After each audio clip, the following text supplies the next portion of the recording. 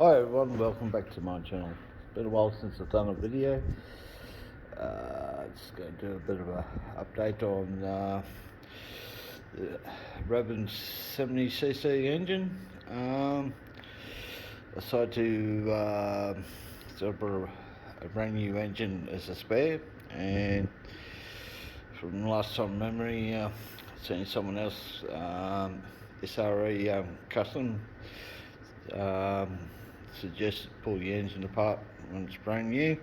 You'll find rubbish in there, which is right. After I saw that, I did my original 70cc engine pull apart. Yes, I found dirt in it, and he was right. But anyway, I'm just going to show you a quick video. Basically, look, if you buy a brand new Rovan 70cc engine, pull it apart before you run it, and these are the reasons why. Okay, first up, took the cylinder head off, right, and put fuel in the crankcase, give it a swirl around, and this is what you get. Right, so here's the problem what you're going to have. So obviously if you run this engine, the bore will be scratched up to the hell because from dirt or whatever from the factory. And this is a close-up view. Like I said, this engine has never been fired up, it's brand new. They fired it up at the factory by the looks of it. This is what you get. So you can see the mark on the right hand side piston. How the hell that got there? Slight mark on the ring. Right, so realistic, it's, to me, this is not a brand new engine. This has been fired up in the factory. So really, you get a second hand, not a new engine. Even though they fire it up to see it works, this is the problems what you get. And this, you see, it's got a one of those grounded cranks in. Yes, you can buy the cranks. They will go in, knock right, but you'll find you'll have to relieve slightly the crankcase. That's the problem I found last time. Okay, which is that area down here. Just got to notch it out a little bit. Anyway, this is the other problem what you see. Give a closer look at this ball. Oh, you find fine scratches. You look, putting your piston and ring in them, pull the ends apart, clean it out.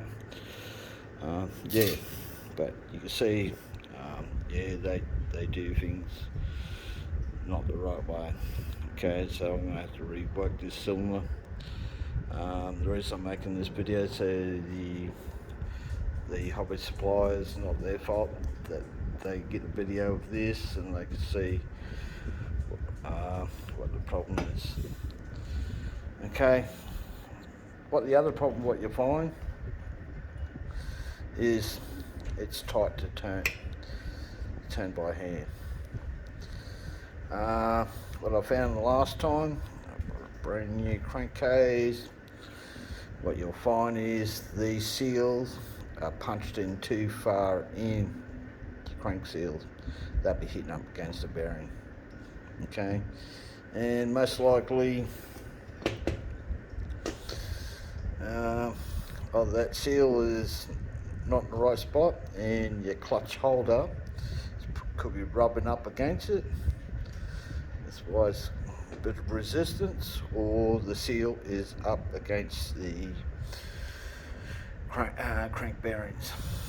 Okay, so right, this is a bit of a warning. Do not fire your engine up until you pull it apart and clean it.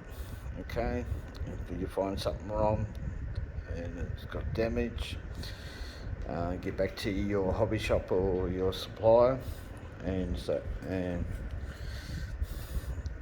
get exchange or whatever, a better one. But the problem is you're going to have the same problems with the next engine. Right, this is typical. Now, you notice they've got an 8,000 RPM clutch spring in it. Well, this is a torque motor. You don't need an 8,000 RPM spring, right? You should be running a 6 or a 5. Okay, so it's got heaps of torque. So if you've got 8,000, you will spin taking off. You're going to lose lengths running, especially running against a small ball engine. That so yeah, the engine's got that much torque. Yeah, 5,000 or 6,000 RPM spring, and run high speed gears like a 48-28. Okay, it's perfect. You can't run a 57-17 or anything like that. You run out of lamps, just a waste of time. So you got to take advantage of the torque of the motor, run tall gears, and 6,000 RPM clutch or 5,000. Now the other thing, well, you guys have pull start for problems. It's usually, if you look at the pull start, you'll find there's a various difference. And I've got about 4 or 5 of them here. Okay, some of them only come out that much of the pull starter. It needs to come out, so you either fix that problem, which you probably can't. You might have to put washers behind this the floor mechanism. Okay, get that to come out more, then you won't have a clutch pull start problem. Alright guys, so look guys, do not start the engine when you buy it new. Pull the cylinder off, do an inspection. You'll see what I'm talking about as soon as you take it off. And like I said, this is what you get at when you're washing it. Right, and there's probably more in there. Unfortunately, I'm going to have to pull this apart, crankcases. Obviously the seals are too far in. They've actually got resistance and turning it. It should be a bit more easier to get pre-spin. And what I find, they put too much sealant on the crankcase seal, your main gasket, and you can see down below in there, it's not really affecting anything, but there's heaps in there. But anyway, usually what I do with these, I take the clutch off, flywheel off and that, right, then I split the casing. You can either use your oven or your barbecue, and sitting there, 180 degrees, 200 degrees, about 5 minutes, not even that, and you'll find your bearings will just come out of the cases. Won't mount the seals, just move the seals where they should be. Okay, you'll find the lip of the seal, the crankcase seal, is probably right in, it's rubbing up against it.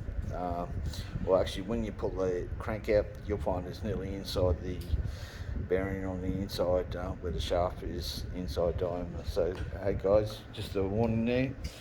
Right, do not fire their engine up. Pull apart, do an inspection. Yeah, that's good. Now, I'm building up a third 5B. Obviously, I'm running the Taylor the Blackbone gears. Right, so using a Taylor carrier, clutch carrier, and the Blackbone bell. Okay, clutch bell. Okay, that's why. So I can, so I've got different ratios, gear ratios lying around. Me two barges, which I've got a 5T with a 70, a Taylor 70cc Supreme motor in, and you've seen me other 7cc with a Rovan engine in it. It's ready to rock and roll. Okay, I did do videos before of these wheels. Okay, they're just a show thing. I do have the Spike BRP ones, okay, which we're going to go back on. Now you see the finish. The finish is all ready to go. The extended hubs I made myself. Okay, so got the 5mm pins, and I use the outboard hubs, which you can tighten the mount the screw inside so your pins don't go out. Anyway, so here it's all finished. She's ready to go. I haven't taken it got to take her for a spin one day.